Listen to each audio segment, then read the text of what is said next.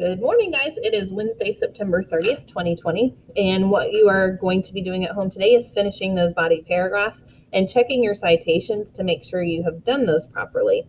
And if there's time afterwards, then you can read for a little bit and add that to your reading log to end September. It's the last day of the month, so we are already into October tomorrow.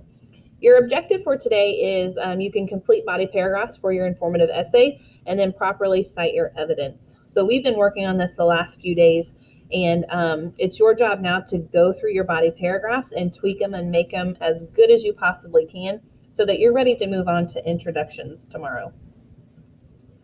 So we talked about yesterday, where does our citations come from? I mean, in this mentor text, you'll see that you have the article cited, okay, the article title. You see that you have where you got information or the information that you've inserted. And what we've done here is in red, I said that Ireland started trick-or-treating, so I've put it right here into my paragraph. I also told you where I've gotten it from. Now in my chart, I should have abbreviated it somehow. I shouldn't have put Article 1, Article 2, Article 3. I could abbreviate the title by doing something like this. But when I transfer it to my body paragraph, make sure that you put in the whole entire article title, and don't forget that quotation marks go around the title as well. So you'll notice in this mentor body paragraph here, you always want to start your paragraph with a transition. If you're stuck and you didn't do that and you're like, I don't know what to use other than first, next, and last, there is a list of transitions that you just need to click here.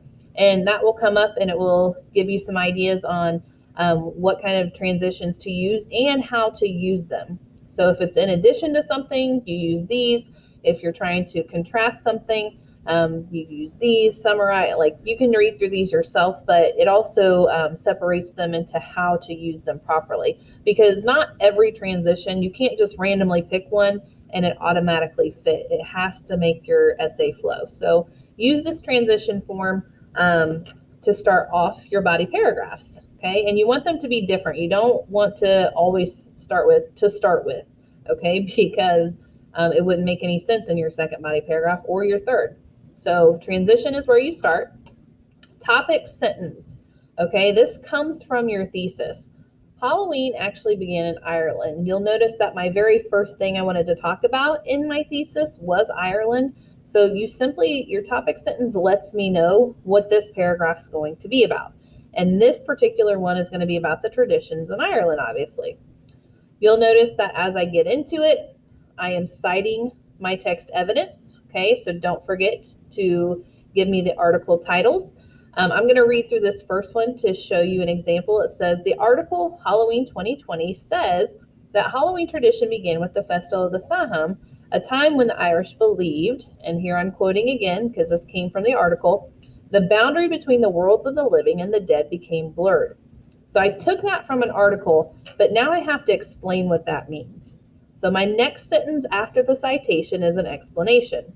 The people were afraid the dead would cause trouble and damage their crops, so they built bonfires and dressed up in costumes to scare off the ghosts. So that's my explanation. And then you'll see that I've got another sentence to start off a new citation here. So you need at least 2 pieces of evidence. You also don't want to just end with a citation. So that's where the conclusion sentence came from. Don't forget to include that. Make sure your paragraph has that. So you should have transition, topic sentence, 2 pieces of cited evidence, and a conclusion sentence for each body paragraph. We showed you this hamburger yesterday too, because if you're like, how do I set this up? This is how you sandwich or make a citation. You introduce it by telling me the article, so you can say according to or in the article, and then it says you can put the text evidence, then you cite it, and then like I said, you explain what that evidence means or how is it important to prove your point for that paragraph. Okay, introduce it, text evidence, explain it. Think of a hamburger. And finally, how we went over this yesterday too, how to properly put the quotation marks You want to put quotation marks around the title and make sure it's capitalized, okay? You want to put a comma after your introduction of evidence. So after I say the title or the author, according to the Halloween Traditions by Amy Smith, comma, then you start citing where you got your information from or what your information is. And then finally, if you're using a direct quote, make sure to put quotations around what it was being said from the article. If you're paraphrasing, you don't need quotations, but if you're directly quoting, make sure you don't forget those. So get busy, finish those body paragraphs, look through to make sure you have your citations correct because we are going to be moving on to intros tomorrow. So have a wonderful Wednesday. Get on those Google Meets if you have any questions, and we'll help you through proper citations. Have a wonderful day, guys.